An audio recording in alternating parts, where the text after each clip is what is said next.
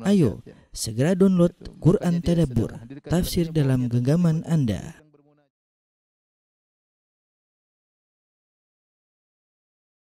Bismillahirrahmanirrahim. Assalamualaikum warahmatullahi wabarakatuh.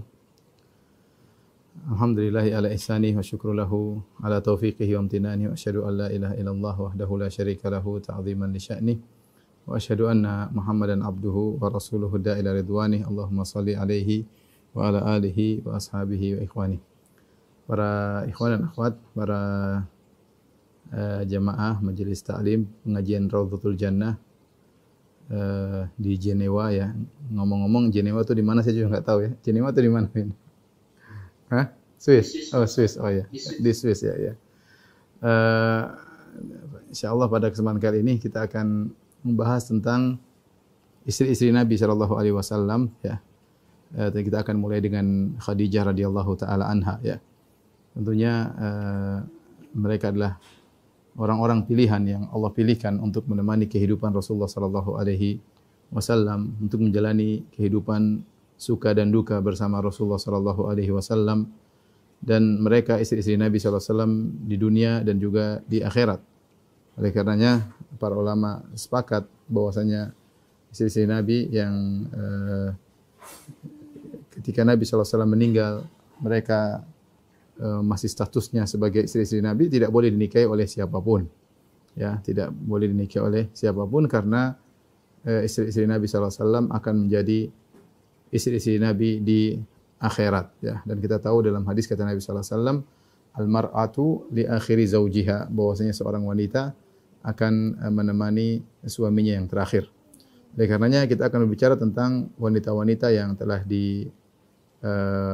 dijamin oleh Nabi SAW masuk surga, yaitu istri-istri Rasulullah SAW.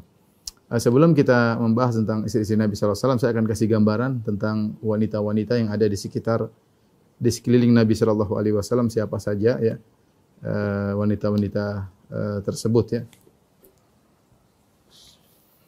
Kita akan bahas secara singkat ya. Wanita-wanita di sekeliling Nabi sallallahu alaihi wasallam.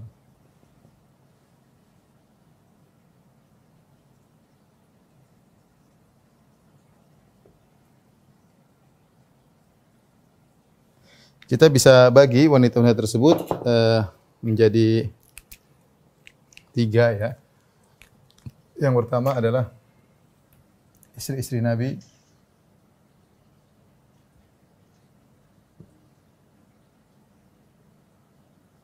Kemudian yang kedua adalah budak-budak Nabi sallallahu alaihi wasallam. Budak-budak wanita Nabi sallallahu alaihi wasallam.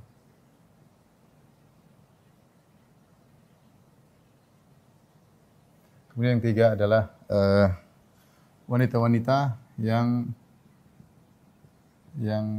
tidak jadi menikah dengan Nabi sallallahu alaihi wasallam.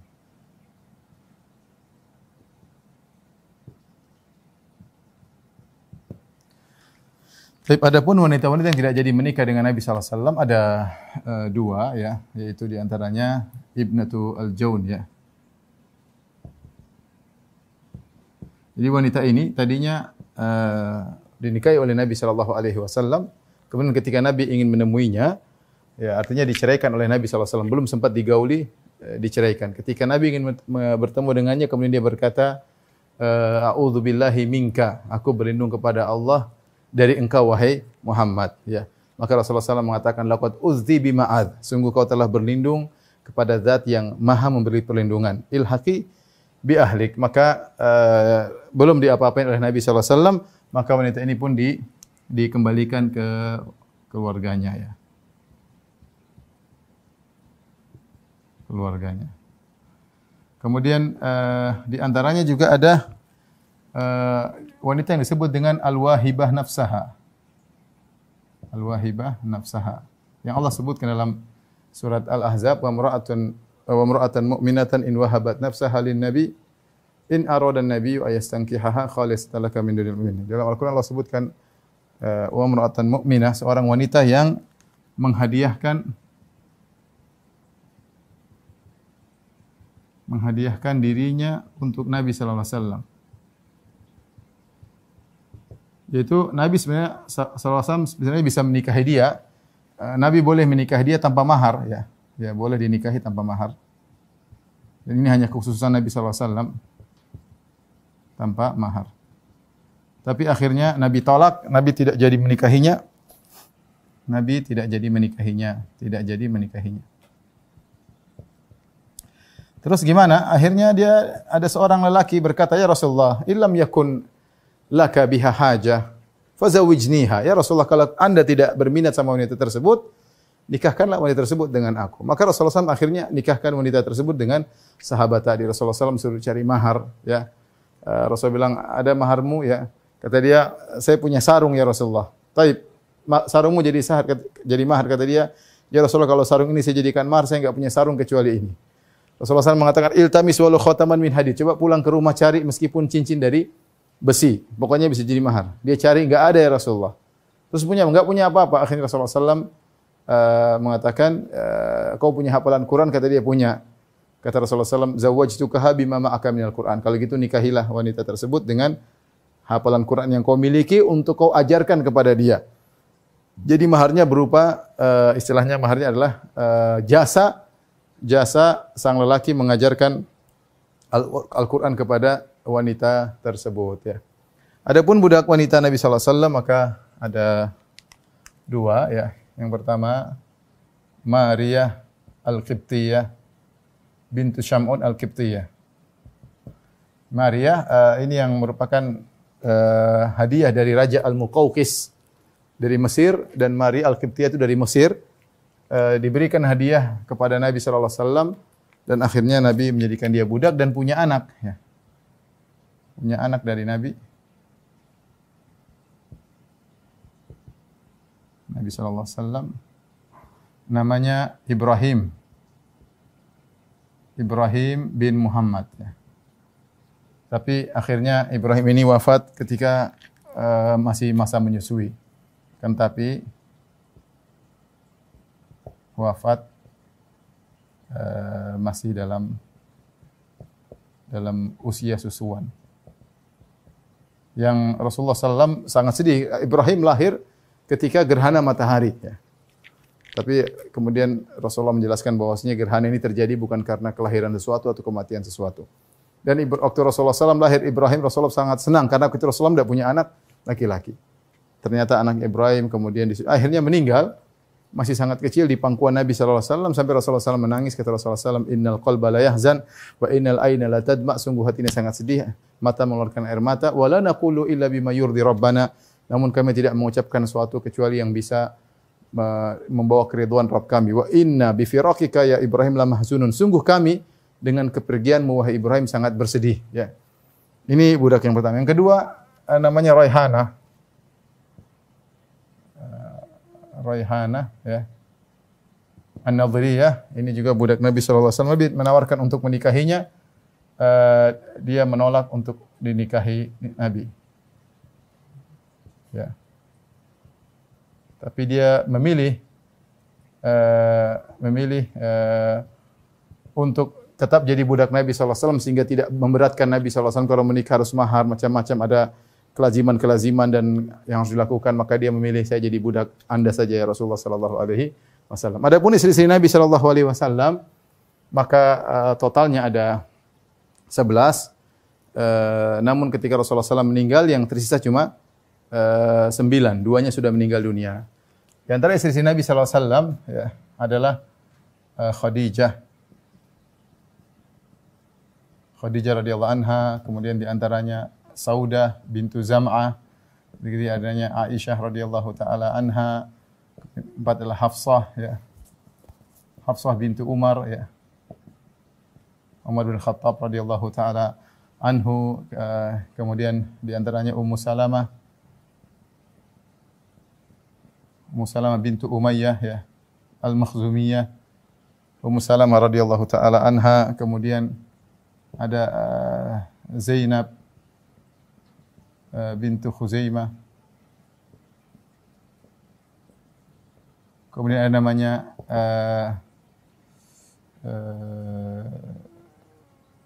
Zainab bintu Jahshin.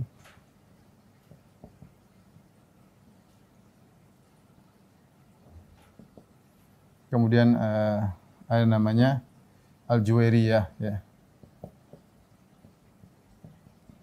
Bintul Harith, ya.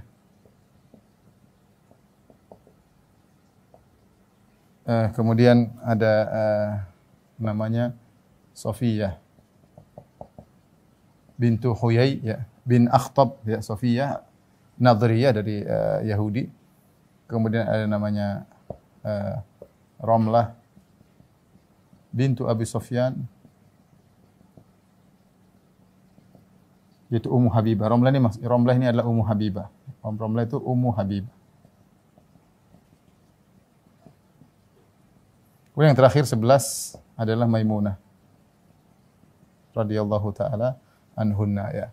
Khadijah wafat, ya.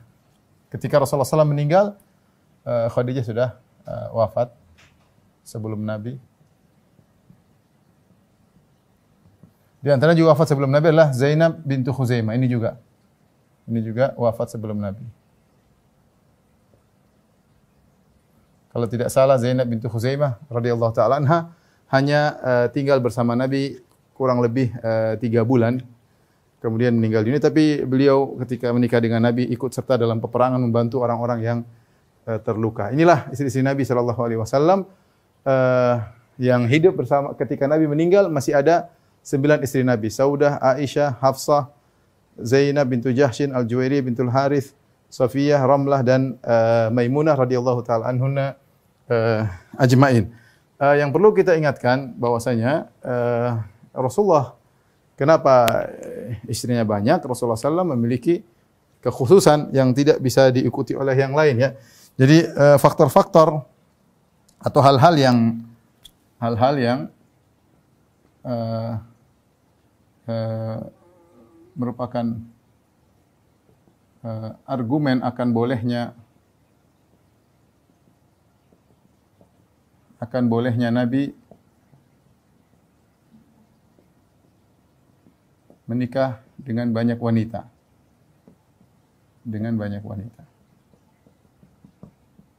Karena hal ini dijadikan bahan oleh orang-orang non-muslim, orang kafir untuk mencela Nabi Muhammad SAW, menggambarkan SAW seakan laki yang beginilah, laki yang begitulah. Maka terlalu banyak dalil yang menunjukkan bahwasanya Nabi SAW boleh saja menikah dengan banyak wanita. Yang pertama, disebutkan dalam perjanjian lama, ya, dalam Bible, ya, dalam perjanjian lama, bahwasanya, ya, Nabi Daud dan Sulaiman memiliki istri yang banyak, sampai disebutkan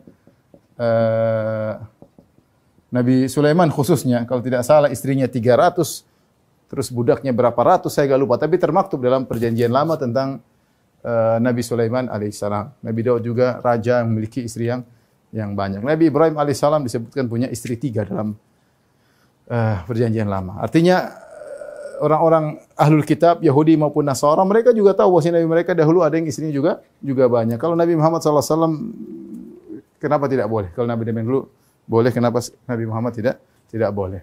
Kemudian yang kedua, bahwasanya kebiasaan orang-orang Arab di zaman Nabi beristri banyak tanpa batas.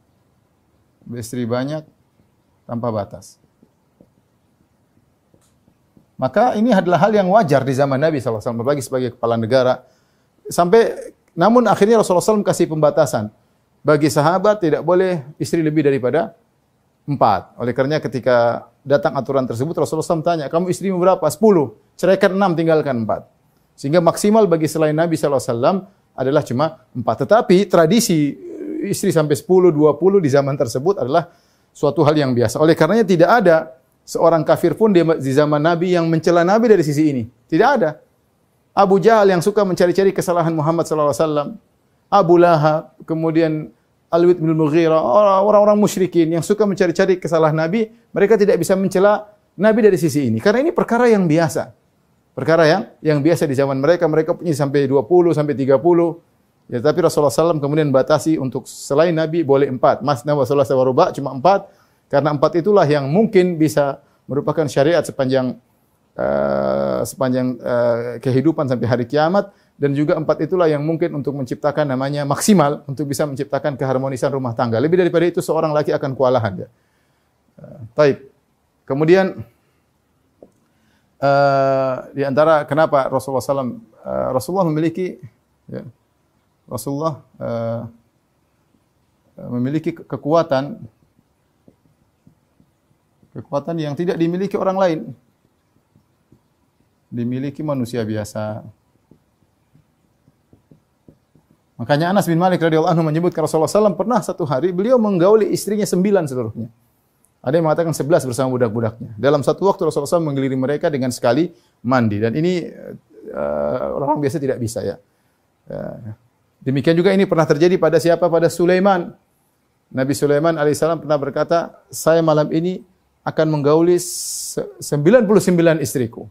Ya. Dan semuanya akan lahir, punya anak, akan berjihad di jalan Allah Subhanahu wa taala. Tapi Nabi Sulaiman lupa bilang insyaallah. Tapi intinya para nabi mereka memiliki kekuatan berbeda daripada manusia biasa. Jika Nabi memiliki kekuatan kemampuan yang luar biasa, memiliki istri 9 merupakan hal yang mudah bagi Nabi sallallahu alaihi wasallam dalam masalah kebutuhan biologis. Ini tidak bisa dikiaskan kepada laki-laki yang biasa. Kemudian di antaranya Rasulullah SAW semua istri Nabi dinikahi oleh Nabi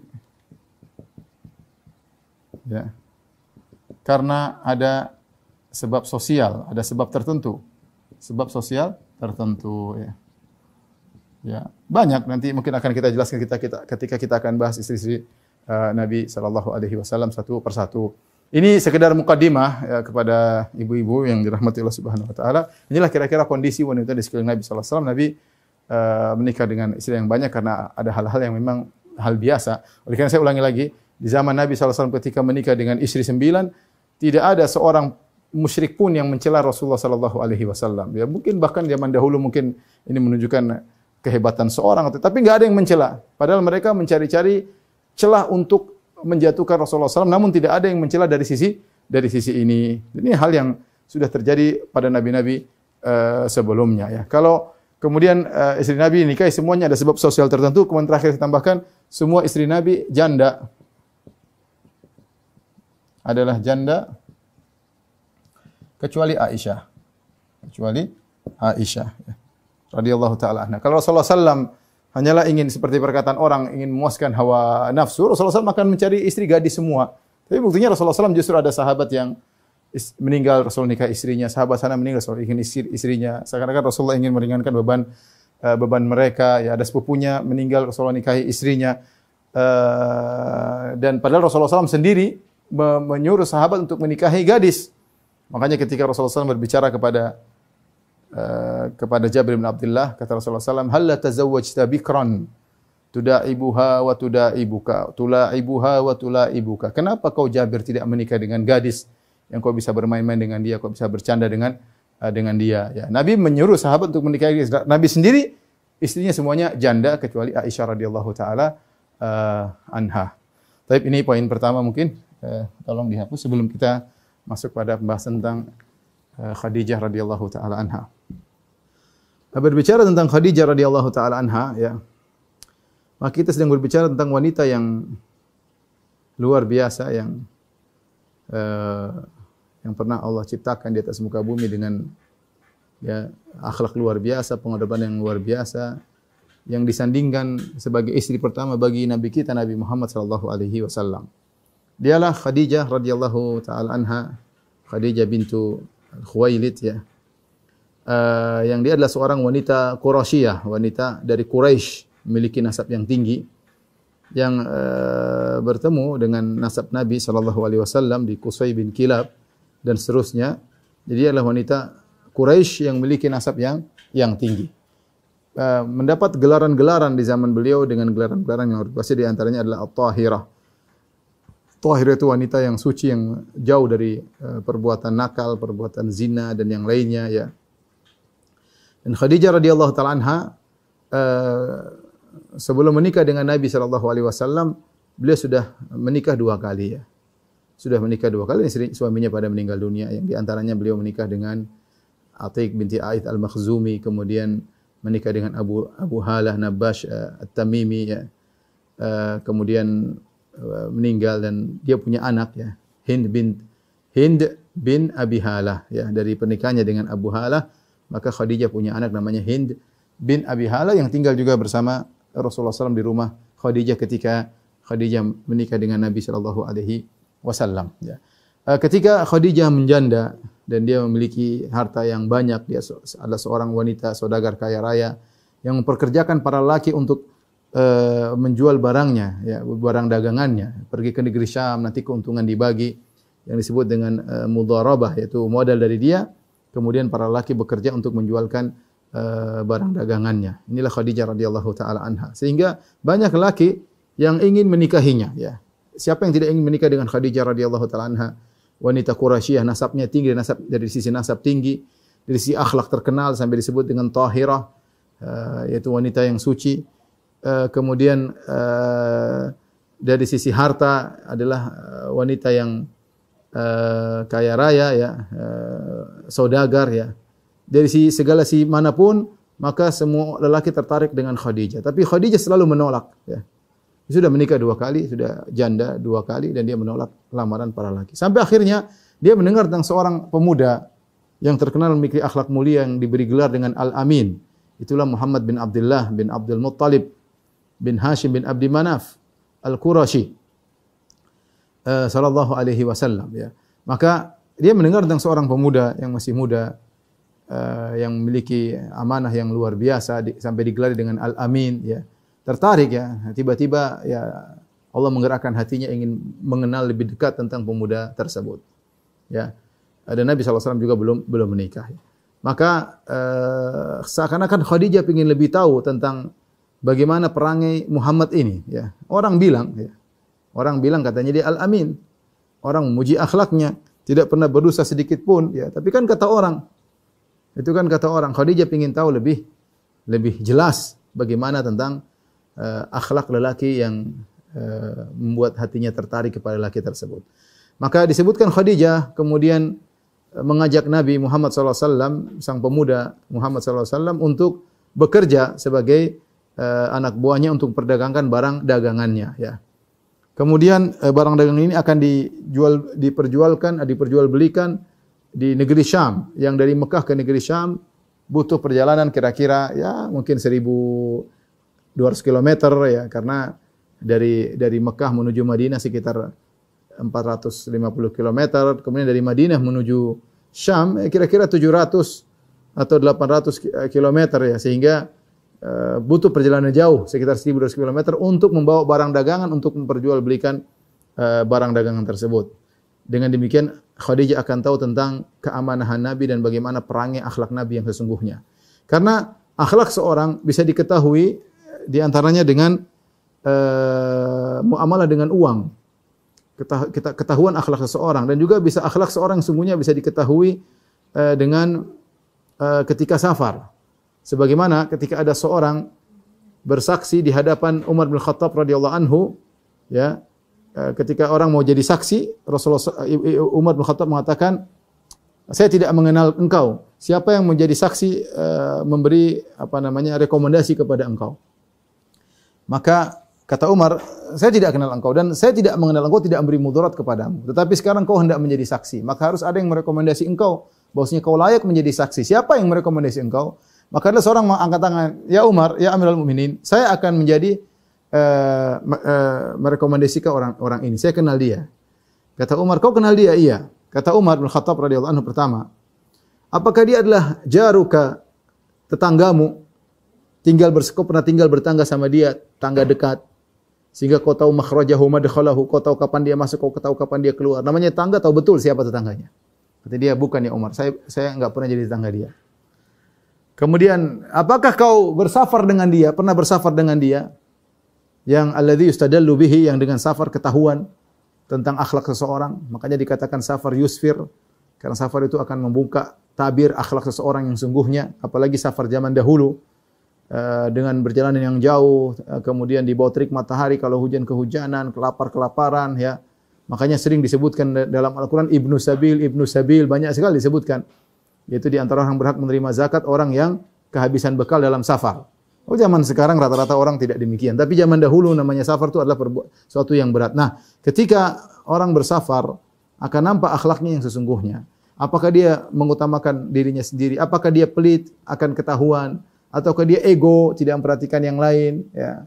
Sehingga dengan safar akan ketahuan akhlak. Apa dia malas ibadah, akan ketahuan. Dia tidak pernah berzikir, ketahuan. Semua akhlak yang selama ini dia jaim, menjaga image selama ini akan terbongkar ketika bersafar. Kata Umar, kau pernah bersafar dengan dia? Tidak pernah. Terus, hal amalaka bidinar wa dirham. Apakah dia pernah bermuamalah dengan engkau dengan dinar dan dirham, dengan duit? Yang dengan dinar dan dirham tersebut ketahuan akhlak seseorang.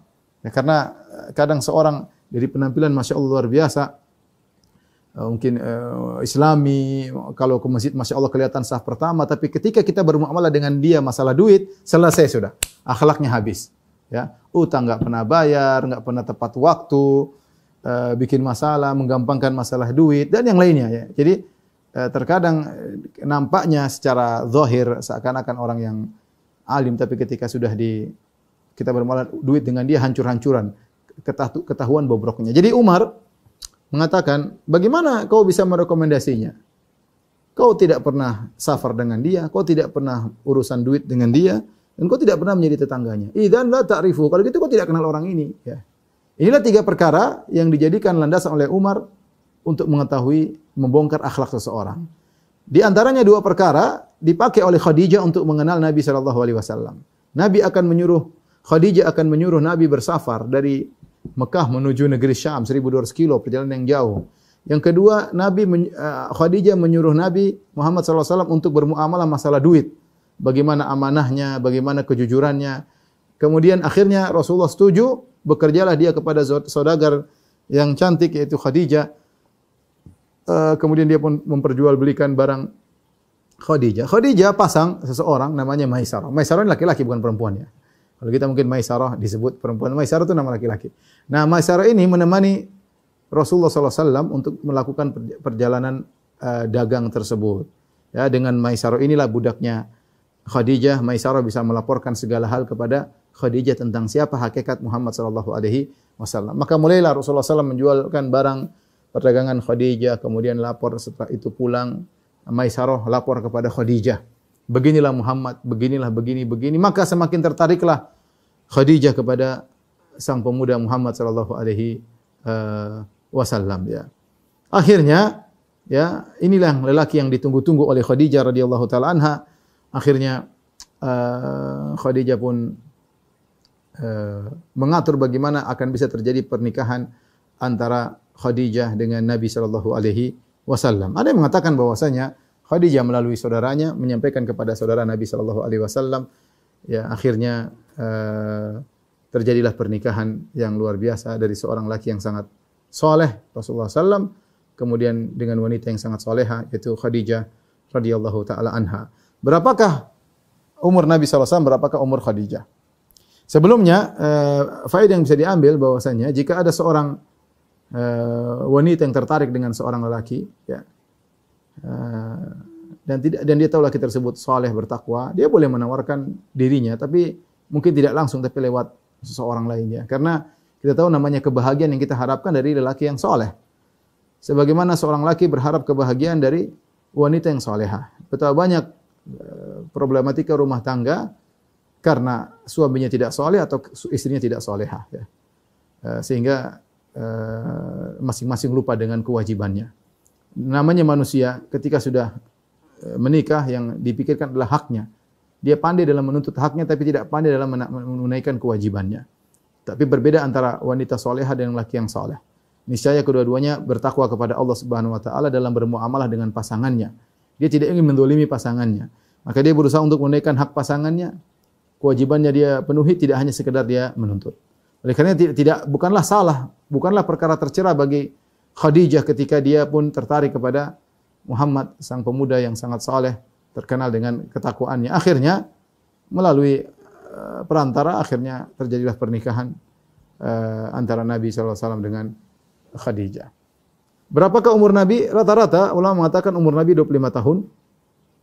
Adapun umur Khadijah maka ada khilaf di kalangan para ulama, beberapa pendapat, namun pendapat mengkerucut kepada dua pendapat bahwasanya ada yang mengatakan Khadijah berusia 28 tahun dan ini salah satu pendapat. Ada yang mengatakan Khadijah berusia 40 tahun. Ada yang mengatakan Khadijah berusia 28, ada yang mengatakan Khadijah 40 tahun.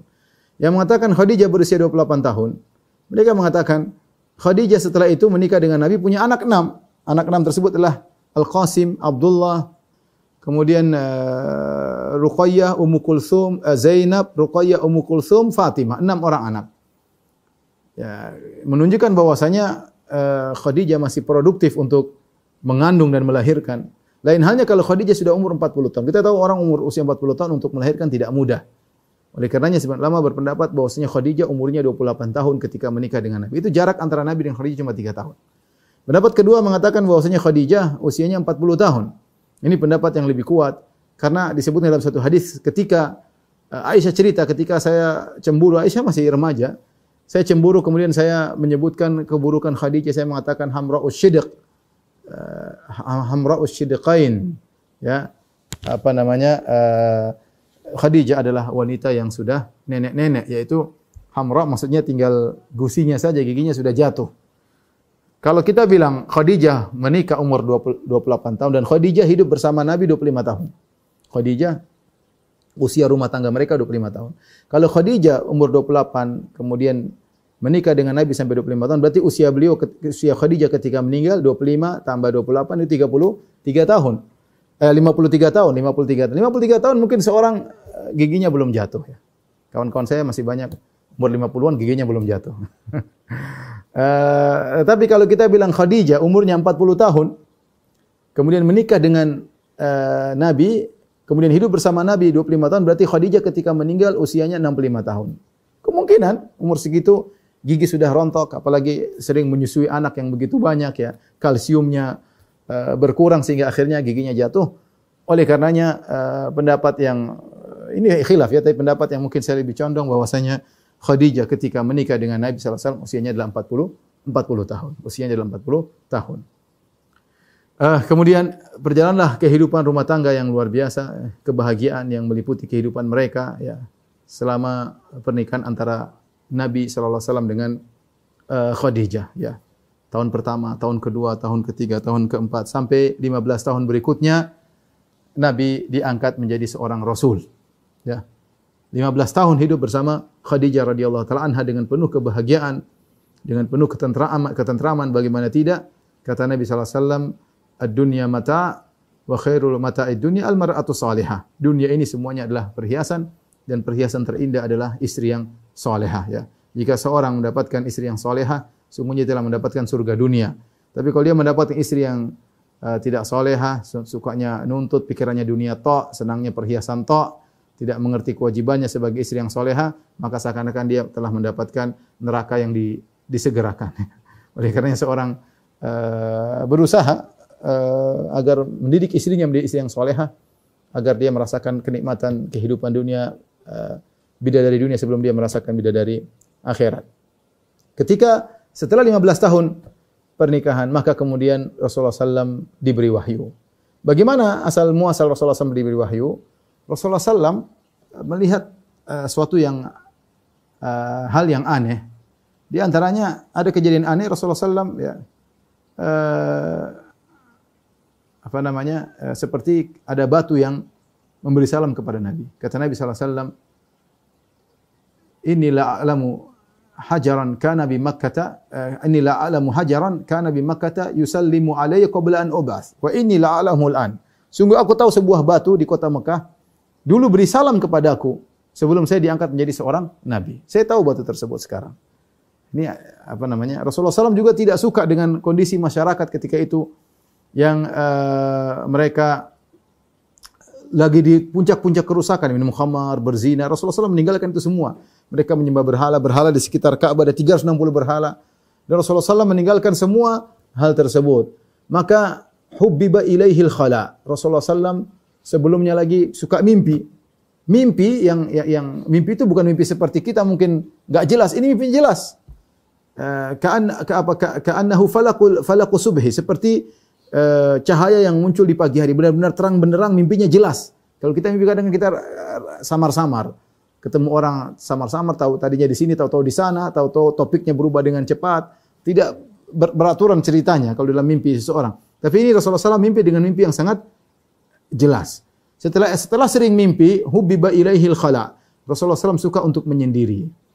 Maka dia pun pergi, sebelum diberi wahyu nih, dia pun sering pergi ke Gua Hira. Gua Hira, ya, dari situ Rasulullah SAW naik ke Gua Hira yang cukup tinggi, ya, sambil bawa bekal. Rasulullah ingin beribadah kepada Rabbul Alamin, tapi dia tidak tahu bagaimana caranya. Dia tidak suka dengan penyembahan terhadap berhala. Dia tidak ikut-ikutan orang-orang yang berhura-hura. Dia tidak minum khamar, dia tidak berzina, dia tidak bermusik-musikan, enggak. Ya.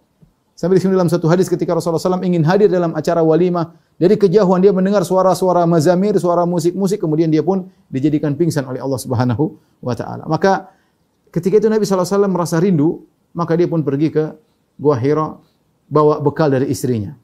Sampai di Gua Hira, dia merenungkan, bertafakkur, mencari bingung apa yang harus dia lakukan. Tidak bisa dia bergabung dengan masyarakat yang lagi di puncak-puncak kerusakan. Kalau bekalnya habis, dia turun lagi. Turun ke Khadijah minta bekal lagi. Kemudian naik lagi. Kemudian berdiam di situ bertafakkur sampai berhari-hari. Kalau sudah habis lagi, turun lagi. Demikian ya. Dan semua itu dihadapi oleh Khadijah dengan tenang. Dia tidak pernah mengatakan, Mas ngapain ke gunung? Mas kurang kerjaan. Mas sudah sama saya aja Mas di rumah. Enggak pernah Khadijah ngomong demikian. Enggak pernah Khadijah, kamu udah bolak-balik cuma bekal ke sana pulang lagi, enggak ada apa-apa, enggak ada hasil, sudah di rumah saja. Enggak. Khadijah enggak pernah bilang begitu. Dia pokoknya suaminya bilang apa dia kasih. Suaminya bilang apa dia kasih ya. Dia kasih. Khadijah radhiyallahu taala anha. Sampai akhirnya suatu hari Nabi sallallahu alaihi wasallam terkadang disebutkan Khadijah juga ngikutin Nabi kadang-kadang ngikutin Nabi. Sampai Nabi SAW satu hari sedang di Gua Hira, tiba-tiba datanglah hatta ja'al haq, datanglah malaikat Jibril alaihissalam. Tiba-tiba malaikat Jibril datang, kemudian memeluk, mengatakan, ya Muhammad, ikra, bacalah. Kata Rasulullah SAW, ma ana biqari, aku tidak bisa baca sama sekali. Faghattani, kemudian malaikat Jibril pun datang dalam bentuk manusia, kemudian memeluk Nabi sallallahu alaihi wasallam dengan Rasulullah orangnya kuat. Tapi Rasulullah tidak berkutik ketika itu sampai hatta balagha minnil jahdu, sampai Rasulullah sulit untuk bernapas. Summa arsalani, kemudian lepas. Malaikat berkata lagi, "Iqra", baca. Kata Rasulullah, "Ma ana biqari", aku sama sekali tidak bisa baca. Rasulullah ummi, tidak bisa baca, tidak bisa tulis. Dia peluk lagi, lepas lagi. "Iqra", kata Nabi, "Ma ana biqari", saya tidak bisa baca. Kenapa kata para ulama, malaikat peluk lepas agar Nabi Muhammad tahu bahwasanya dia tidak sedang bermimpi. Dia sekarang di alam sadar. Karena sebelumnya beliau bermimpi. Kali ini engkau tidak bermimpi wahai Muhammad, kau dalam alam sadar. Benar-benar sedang sadar. Akhirnya Jibril alaihissalam mendiktekan atau mengimlakkan kepada Nabi sallallahu alaihi wasallam, mentalqin, "Iqra bismi rabbikal ladzi khalaq. Khalaqal insana min 'alaq. Iqra wa rabbukal akram. Alladzi 'allama bil qalam. 'Allamal insana ma lam ya'lam." Ya. Subhanallah. Disebut tentang Tuhan yang selama ini dicari oleh Rasulullah sallallahu alaihi wasallam. Iqra bismi rabbikal ladzi khalaq. Bacalah dengan menyebut nama Tuhanmu. Ini yang dicari Nabi, ingin tahu tentang Tuhan. Khalaqal insana min 'alaq, yang telah menciptakan manusia dari segumpal darah. Kemudian akhirnya Rasulullah ketakutan. Kemudian dia pun turun dari Gua Hira, gemetar. Dia takut sesuatu menimpa. Ini makhluk apa ketemu dengan dia? Disuruh baca tiba-tiba. Dia turun. Kemudian dia ketemu Khadijah. Dia mengatakan, "Zammiluni, zammiluni." Wahai Khadijah, selimuti aku, selimuti aku. Ketakutan, gemetar. Khadijah tidak banyak omong, dia langsung ambil selimut, selimuti suaminya. Dia tidak mengatakan, Mas tunggu dulu Mas, ada apa Mas? Tunggu dulu Mas, kamu kenapa Mas? Enggak. Khadijah langsung selimut, suaminya bilang selimut, dia selimut. Sebenarnya Khadijah tidak banyak tanya, tidak banyak ini ya. Dia selimuti. Sampai dalam riwayat dikatakan subbu alayya bima'in barid. Rasulullah mengatakan tuangkan air dingin ke tubuhku. Kemudian setelah tenang, Rasulullah cerita, wahai istriku Khadijah, sungguhnya aku tadi begini. Laqad khasyitu ala nafsi. Aku khawatir ya Keburukan menimpa diriku. Dalam sebagian ulama mengatakan Rasulullah takut dia gila. Ini apa yang sedang saya alami? Saya sedang alami apa ini?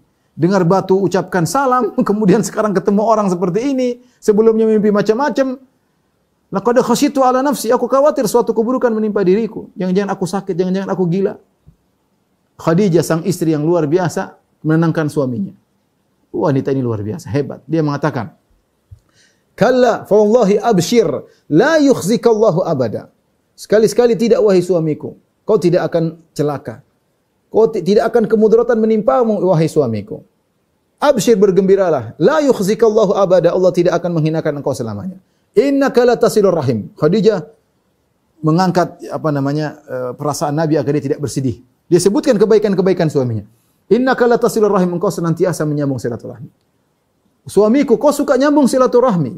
Wa tasduqul hadis, suamiku kau selalu jujur.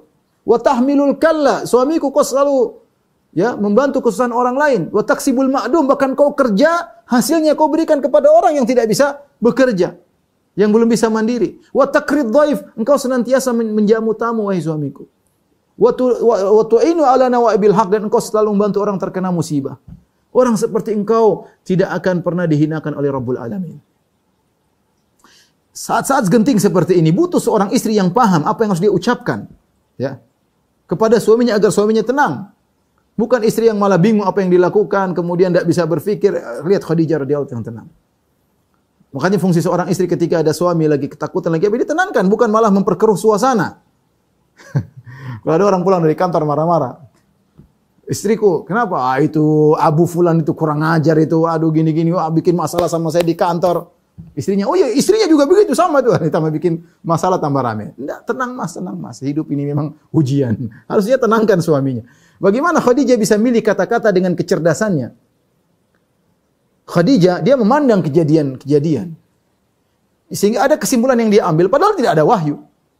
Tidak ada dalil, tidak ada hadis, tidak ada Quran, belum masuk Islam. Tapi Khadijah bisa mengambil kesimpulan berdasarkan kejadian alam. Kalau ada orang yang seperti ini, jujur selalu berkata, suka menyambung silaturahmi, membantu orang yang susah, suka menjamu tamu, tidak pelit, menghabiskan waktunya untuk menolong orang terkena musibah, orang seperti tidak akan dihinakan oleh Allah. Dari mana dalilnya Khadijah? Dari istiqra', yaitu dia mengamati. Buat apa? Buat suaminya tenang. Ketika suaminya mendengar perkataan Khadijah, Rasulullah SAW pun menjadi tenang. Tidak cukup sampai di situ. Khadijah bawa suaminya ke Waraqah bin Naufal. Waraqah bin Naufal adalah sepupu Khadijah. Dan dia rajulun tanassar. Dia masuk Nasrani. Ketika itu dia mendapati agama yang ada yang terbaik Nasrani waktu itu. Maka akhirnya setelah Rasulullah tenang, kata Khadijah, "Isma' min ibni akhik." Wahai Waraqah, dengarlah cerita dari anak saudaramu ini. Kemudian Waraqah berkata, ada apa engkau wahai Muhammad? Maka Rasulullah SAW cerita. Kemudian kata Waraqah, hadan namus alladhi nazala ala Musa. Yang datang kepadamu wahai Muhammad di gua tersebut, itu dah Jibril, namus, pembawa rahasia Allah yang pernah datang kepada Nabi Musa alaihissalam. Kemudian Waraqah berkata, ya laitani kuntu jadha'an idh akhrajaka qaumuka la ansurannaka nasran mu'azzara. Kata Waraqah, wahai Muhammad, seandainya aku masih muda ketika kau diusir, aku akan menolongmu dengan pertolongan sekuat-kuatnya. Rasulullah SAW berkata, awa mukhrijiyahum, apakah mereka akan mengusirku? Wahai Waraqah, ini suatu yang berat bagi Nabi, bagaimana harus tinggalkan kampung halamannya. Kata Waraqah, tidak ada seorang pun yang datang seperti kau bawa, illa udi, kecuali akan dimusuhi oleh kaumnya. Kemudian tidak lama berikutnya, Waraqah ibn Naufal meninggal dunia. Ya. Saat itulah Nabi SAW kemudian diangkat menjadi seorang Nabi. Perkara sudah berubah. Ya, perkara sudah berubah. Kemudian datang lagi wahyu menyuruh Nabi untuk berdakwah. Allah berfirman, ya ayyuhal muddathir kum fa'anzir wa rabbaka fakabbir wa thiyabaka fatahhir wa rujza fahjur wa la tamnum tastakthir wa li rabbika fasbir. Wahai yang orang berselimut, kum fa'anzir, bangunlah dan berilah peringatan.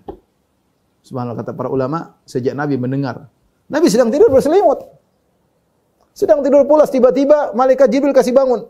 Bangunkan dia. Ya ayyuhal muddathir, wahai yang berselimut. Kaget. Kum, bangunlah. Fa'anzir, berilah peringatan. Sejak Nabi mendengar perintah Allah, kum fa'anzir, bangunlah dan beri peringatan, Rasulullah SAW tidak pernah istirahat. Terus berdakwah sampai meninggal dunia, tidak pernah istirahat. Dari satu kegiatan-kegiatan lainnya, terus kehidupan dia seluruhnya dunia untuk akhirat. Itulah Muhammad SAW. Akhirnya mulailah Nabi SAW berdakwah, mulailah terjadi permusuhan, pergolakan dari orang-orang Quraisy, dan yang menemani Nabi ketika itu istrinya Khadijah radhiyallahu ta'ala anha. Khadijah memberikan semua yang bisa dia miliki kepada suaminya. Waktunya untuk suaminya, dia ngurus anak-anaknya, ya. Hartanya seluruhnya untuk suaminya. Dia selalu menenangkan hati suaminya, tempat curhat suaminya. Khadijah radhiyallahu ta'ala anha, ya. Luar biasa wanita ini. Ya, luar biasa, ya. Sampai akhirnya, ya, ketika Rasulullah SAW dikepung atau diboikot oleh orang Quraisy dalam Syi'ab Bani Hashim, ya, selama 3 tahun itu menjelang Khadijah meninggal dunia. Kira-kira setelah Nabi berdakwah 7 tahun berdakwah dengan disikapi yang luar biasa, ya. Akhirnya Rasulullah SAW diboikot, masuk ke dalam Syi'ab Abi Thalib kalau enggak salah, di suatu tempat diboikot di situ, hidup susah, tidak ada makanan, tidak ada minuman, ya sulit, ya. Selama 3 tahun Khadijah ikut masuk bersama suaminya di situ. Mulailah dia hidup susah di situ. Mulai hidup yang berat sampai kekuatannya melemah sampai ketika Nabi SAW lepas dari boikot tersebut, tidak lama kemudian Khadijah meninggal dunia. Ya. Dia terus bersama suaminya, ya. Dan yang diganggu bukan cuma Nabi SAW, keluarganya juga diganggu. Ketika Abu Lahab, pamannya Nabi SAW, punya anak namanya Utbah dan Utaibah. Ketika itu Nabi, sebelum Nabi diangkat menjadi Nabi, Nabi menikahkan putri-putrinya. Putrinya ada 4. Ada namanya Zainab, ada namanya Ruqayyah, ada namanya Ummu Kalthum, Fatimah belum menikah. Fatimah menikah dengan Ali. Ketika Nabi sebelum menjadi seorang Nabi, 3 putrinya ini sudah menikah. Pertama dengan Zainab, putri tertua, menikah dengan Abu As. Anak Nabi dari Khadijah itu Al-Qasim dan Abdullah meninggal dunia. Tapi Nabi disebut dengan Abul Qasim karena anak lelaki yang paling tua namanya Al-Qasim. Tinggal putri-putrinya. Adapun Zainab menikah dengan Abul As. Abul As adalah ponakannya Khadijah radhiyallahu taala anha. Ibunya kalau enggak salah namanya Halah, ya, bintu Khuwailid. Ponakannya Khadijah. Maka Khadijah bilang kepada Nabi SAW, "Ya Rasulullah, nikahkanlah putri kita Zainab dengan ponakanku." Dan Rasulullah setuju. Akhirnya menikahlah Abul As dengan Zainab. Ya, ketika Zainab akan masuk di malam pertama dengan suaminya, maka Khadijah melepas kalungnya, ya, yang biasa dia pakai, yang biasa dilihat oleh Nabi SAW. Dia pasangkan ke leher putrinya Zainab untuk menghias putrinya agar bisa malam pertama dengan Abul As. Kemudian juga putrinya Ruqayyah menikah dengan putranya Abu Lahab. Ummu Kulthum juga menikah dengan putranya Abu Lahab. Ketika Nabi mengaku atau memproklamirkan dirinya sebagai Nabi, maka orang-orang Quraisy memusuhi Nabi. Di antara yang paling keras memusuhi Nabi adalah Abu Lahab, pamannya. Sampai Nabi kalau kemana-mana berdakwah, dia ngikutin dari belakang. Sampai dia melempari Nabi SAW, mengatakan, hati-hati ini pendusta. Ini pendusta, hadza sabi. Pendusta, ini orang keluar dari tradisi nenek moyang. Diikutin oleh pamannya Abu Lahab. Sampai akhirnya orang-orang Quraisy datang kepada Abu Lahab, kepada anak-anaknya Abu Lahab, Utbah dan Utaibah. Kalian ceraikan itu putri-putri Muhammad. Kalau kalian ceraikan putri Muhammad, nanti mau nikah sama perempuan mana saja silakan. Ya, kami akan pilihkan wanita Quraisy yang terbaik. Ceraikan. Kenapa ceraikan? Biar Muhammad sibuk ngurusin putri-putrinya jadi janda. Biar Muhammad tidak sempat untuk berdakwah karena pusing mikirin putri-putrinya jadi janda. Akhirnya mereka semangat, mereka ceraikan Ruqayyah dan Ummu Kulthum. Ceraikan. Enggak apa-apa, Ruqayyah akhirnya menikah dengan Utsman. Ketika Ruqayyah meninggal, Ummu Kulthum menikah dengan Utsman, gantinya luar biasa. Adapun Abul As ketika didatangi orang kafir Quraisy, suruh menceraikan Zainab, Abul As tidak mau dan dia musyrik dan dia tidak mau. Tapi berjalan dengan waktu, akhirnya dakwah terus demikian sampai akhirnya Khadijah radhiyallahu taala anha meninggal pada tahun 10 kenabian, yaitu waktu Nabi masih di Mekah. Adapun keutamaan Khadijah radhiyallahu taala anha sangatlah banyak, ya. Di antaranya adalah wanita yang pertama masuk Islam. Bahkan manusia pertama masuk Islam secara mutlak. Karena Nabi ketika dapat wahyu yang pertama dia sampaikan adalah Khadijah. Dan Khadijah masuk Islam yang pertama. Oleh karenanya, kalau kita perhatikan hadis man sanna fil islami sunnatan hasanah. Barang siapa yang beri contoh kebaikan dalam Islam, falahu ajruha wa ajru man amila biha. Bagi dia pahalanya dan pahala orang yang mengikutinya sampai hari kiamat. Bisa jadi semua orang yang masuk Islam pahalanya ngalir juga kepada Khadijah karena dia yang memberi contoh pertama masuk Islam. Inilah Khadijah radhiyallahu taala anha. Kemudian di antara keistimewaan Khadijah, semua anak-anak Nabi Muhammad dari Khadijah radhiyallahu taala anha, ya. Kemudian di antara keistimewaan Khadijah, hartanya seluruhnya dia korbankan buat Nabi sallallahu alaihi wasallam, ya. Dan Nabi sallallahu alaihi wasallam sangat cinta kepada Khadijah. Sampai Rasulullah sering sebut Khadijah, Khadijah, Khadijah. Sampai Aisyah cemburu. Aisyah mengatakan, aneh, Khadijah sudah meninggal tapi saya cemburu kepada Khadijah. Harusnya kalau mau cemburu kepada istri-istri Nabi yang masih hidup. Tapi ternyata Aisyah cemburu kepada Khadijah. Kenapa? Karena Nabi sering cerita Khadijah.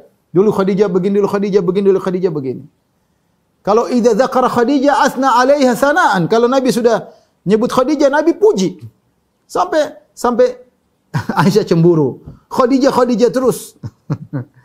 Cemburu kepada orang sudah meninggal dunia. Apa kata Nabi ketika Khadijah dicemburui? Kata Nabi, inni qad ruziktu hubbaha. Aku telah dianugerahi oleh Allah mencintainya. Rasulullah bangga bisa mencintai siapa? Khadijah. Ya. Ajuz kata Aisyah sudah tua sudah meninggal. Ya, tapi bagi Nabi tidak. Ya, Nabi selalu mengenang Khadijah. Saking sayangnya Nabi kepada Khadijah, terkadang kata Aisyah yang cerita, terkadang Nabi motong kambing, Nabi bagi-bagikan kepada teman-temannya Khadijah. Ingat istrinya. Sampai ketika Nabi dan Aisyah sedang di rumah, tiba-tiba ada Hala bintu Khuwailid. Hala itu adalah adiknya atau kakaknya Khadijah. Minta izin ketemu Nabi. Ketika mendengar suara Hala, Rasulullah langsung teringat suaranya Khadijah. Karena suara Khadijah mirip dengan suara adiknya. Itu sering ya. Ya. Sering ya, seperti kalau saya bicara istri saya juga suaranya mirip dengan ipar saya ya. Ya mirip ya. Jadi ketika Rasulullah mendengar suara Hala, kata Rasulullah, Hala. Rasulullah bersinar-sinar wajahnya, ingat kembali kepada istrinya Khadijah. Aisyah cemburu lihat Nabi sallallahu alaihi wasallam demikian ya. Jadi Rasulullah sallallahu az-zawjul wafi, suami yang setia ya. Bahkan istrinya sudah meninggal setia, selalu ingat Khadijah, Sampai Rasulullah SAW pernah menyebutkan tentang Khadijah. Kata Rasulullah SAW tentang keutamaan Khadijah, ya. Wa wasatni bimaliha id haramaniyan nas bi amwalihim. Khadijah dialah yang bantu aku dengan hartanya ketika semua orang tidak ada yang bantu aku. Ya. Amanat bi id kafara biyan nas. Dia beriman kepadaku ketika semua orang kafir kepadaku. Khadijah. Dia bantu aku dengan hartanya ketika semua orang tidak bantu aku. Dan dia memberikan kepadaku anak-anak. Ini yang buat Nabi sangat mencintai apa? Khadijah. Lebih daripada itu, Khadijah adalah wanita yang tidak pernah mengangkat suaranya di hadapan Rasulullah SAW selama 25 tahun. Oleh karena dalam satu hadis, ketika Khadijah sedang keluar rumah, kemudian datang ingin balik ke rumah, Jibril datang alaihissalam kepada Nabi SAW. Dia berkata, ya Muhammad, ya Rasulullah, hadhi Khadijah qad atatka. Ini Khadijah sedang datang menuju rumah. Ma'aha ina'un fi idam. Dia sedang bawa periuk atau panci isinya makanan ya. Fa idza hiya atatka, kalau Khadijah datang kepada engkau, fa'ablik 'alaiha salama min rabbiha. Sampaikan kepada Khadijah, Allah kirim salam kepada dia. Allahu Akbar ya. Allah kirim salam. Tuhan Rabbul Alamin kirim salam kepada Khadijah. Ya. Wa minni, aku juga kirim salam kepada Khadijah.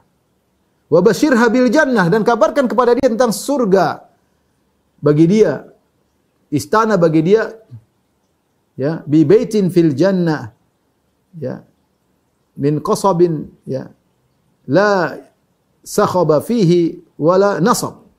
Sampaikan kepada Khadijah bahwasanya Allah sudah siapkan bagi dia istana di surga yang terbuat dari mutiara, ya, yang surga istana tersebut tidak ada suara hiruk pikuk dan tidak ada keletihan. Kata para ulama, al jaza' min amal, balasan sesuai dengan balasan. Kenapa? Khadijah tidak pernah angkat suaranya kepada suaminya selama hidupnya. Enggak pernah. 25 tahun tidak pernah angkat suara. Dan Khadijah tidak pernah merepotkan suaminya. Jadi selalu anak-anaknya dirawat dengan penuh keletihan. Dia ngurus anak-anaknya Muhammad. Agar Muhammad ini bisa berdakwah dengan leluasa, dia ngurus anak-anaknya. Khadijah radhiyallahu taala anha. Ya. Dan subhanallah ketika Khadijah meninggal dalam kondisi yang sangat sulit ketika itu, lagi di puncak-puncak kesulitan dihadapi oleh Rasulullah SAW, lagi kuat-kuatnya intimidasi dari kaum Quraisy, dan dia meninggal, Rasulullah belum punya apa-apa. Belum punya apa-apa, lagi sulit-sulitnya. Sementara istri-istri Nabi yang lain hidup susah bersama Nabi, tapi posisinya lain. Nabi sudah ke Madinah, Nabi sudah menjadi kepala negara, Nabi sudah menjadi panglima perang. Nah, ya sudahlah. Ada sedikit duniawi yang mereka dapatkan meskipun secara totalnya adalah kesusahan. Beda dengan Khadijah, tidak sedikit pun dia dapatkan dari dunia ini. Sehingga kata para ulama, Allah ingin menyempurnakan pahala Khadijah di surga kelak karena kesabaran yang menemani Nabi sallallahu alaihi wasallam. Ketika Khadijah meninggal dunia, maka Rasulullah SAW sangat sedih sampai sebagian ulama menyebutkan tahun meninggalnya Khadijah dengan amul huzn, yaitu tahun kesedihan. Bagaimana tidak? Orang yang biasa di rumah ada, biasanya Nabi kalau ketemu lagi susah payah, pulang ke rumah ketemu dengan senyuman sang istri, sudah tidak ada lagi, tidak ada tempat curhat lagi. Ya. Dan itulah adalah tahun yang sangat sedih bagi Nabi sallallahu alaihi wasallam. Inilah ibu-ibu yang dirahmati Allah Subhanahu wa taala. Mungkin sedikit yang bisa sampaikan tentang Khadijah radhiyallahu taala anha, ya. Semoga ibu-ibu sekalian bisa meniru, ya, apa yang dilakukan oleh Khadijah, dan kita sebagai laki-laki bisa meniru apa yang dilakukan oleh Nabi sallallahu alaihi wasallam. Masing-masing kita berusaha untuk menjadi pasangan yang terbaik bagi pasangan kita. Kalau Anda seorang laki, jadilah suami yang terbaik. Kalau Anda anti seorang wanita, jadilah istri yang terbaik. Wallahu a'lam bishawab. Ibu, sampai di sini saja kajian kita. Insyaallah mudah-mudahan kesempatan lain kita bisa lanjutkan. Kurang lebihnya saya mohon maaf. Semoga ibu-ibu di sana, di tempat yang jauh, tetap bisa istiqomah menjalankan agama Islam dengan baik. Wabillahi taufik wal hidayah. Assalamualaikum warahmatullahi wabarakatuh.